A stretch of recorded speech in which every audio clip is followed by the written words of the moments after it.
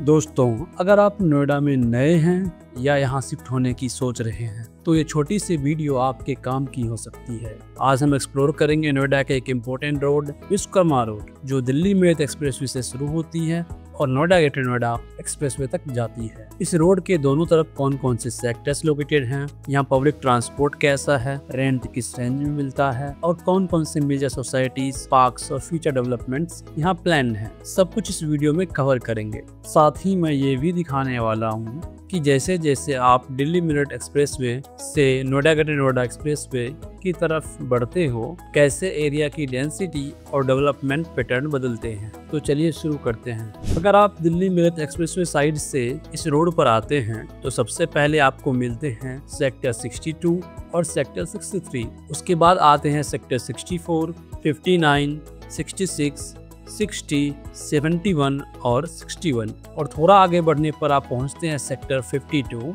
72, 51, 75, 50, 76, 49, 47, 101 और सेक्टर 107। इन सभी एरियाज को मिलाकर लोग सेंट्रल नोएडा कहते हैं। फिर आते हैं सेक्टर 100, 104, 105 और लास्टली 98। और जैसे जैसे आप दिल्ली मेरठ एक्सप्रेसवे से नोएडा ग्रेटर नोएडा एक्सप्रेसवे की तरफ बढ़ते हैं, आप नोटिस करेंगे कि एरिया की डेंसिटी धीरे धीरे कम होती चली जाती है। ऐसा इसलिए है क्योंकि नोएडा के ज़्यादातर ऑफिसेस और इंस्टीट्यूशंस अभी सेक्टर 62 और 63 साइड में ही लोकेटेड हैं, लेकिन फ्यूचर में ये डेंसिटी धीरे धीरे सेंट्रल नोएडा की तरफ शिफ्ट होने की संभावना है, जैसे जैसे वहाँ का डेवलपमेंट और कनेक्टिविटी कंप्लीट होती है। अब देखते हैं कुछ मेजर लैंडमार्क्स जो विश्वकर्मा रोड के अलोंग लोकेटेड हैं। सबसे पहले आता है द कोरेंथम और फोर्टिस हॉस्पिटल, जो सेक्टर 62 में है। आगे बढ़ने पर आपको मिलता है likely Noida, Dasnac arc, M3M the line और सेंट्रल 50, जो कमर्शियल और रिटेल डेवलपमेंट्स के मेजर प्रोजेक्ट्स हैं और अभी अंडर कंस्ट्रक्शन फेज में हैं। इसी स्टेज पर आपको मिलेंगे Omaxe twin towers, spectrum mall, Dasnac boost और AU सिलिकॉन सिटी और अम्रपाली सिलिकॉन सिटी जैसे बड़े प्रोजेक्ट्स। साथ ही कुछ प्रीमियम सोसाइटी जैसे महागुन मडेलियो, काउंटी 107, प्रतीक एडिफिश, लोटस 300, ग्रेट वैल्यू शरणम, लोटस बॉलवर्ड और लोटस एस्पेसिया भी इसी रोड के आसपास लोकेटेड हैं। और बच्चों के एजुकेशन के लिए यहाँ आता है पाथवेज स्कूल, जबकि शॉपिंग और ऑफिसेज के लिए अब रिसेंटली काफी पॉपुलर हो रहा है स्काई मार्क 1।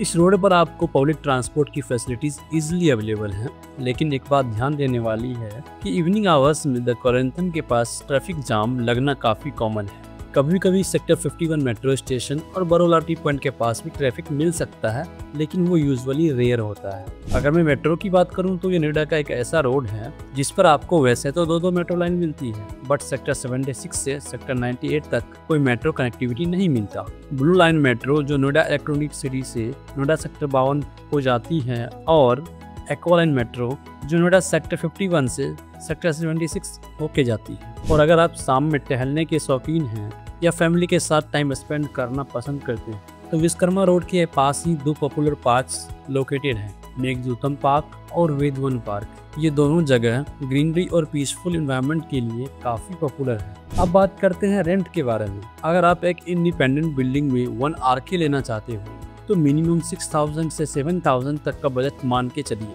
वहीं अगर आप किसी सोसाइटी में जाते हैं तो 1 BHK का रेंट लगभग 13,000 to 15,000 से स्टार्ट होता है और 2 BHK के लिए अप्रॉक्स 18,000 से ऊपर का बजट आपको तैयार रखना पड़ता है। ये रेट्स मोस्टली अफोर्डेबल सोसाइटीज़ के हैं।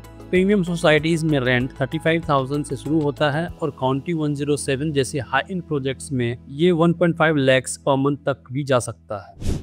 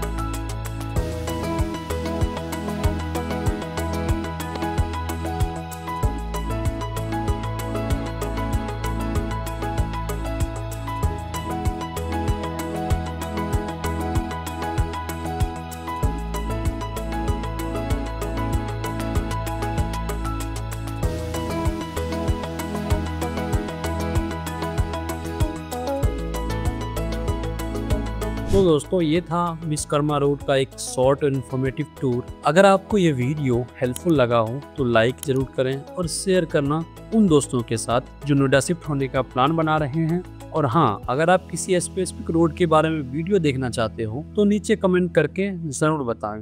मिलते हैं अगले नए वीडियो में।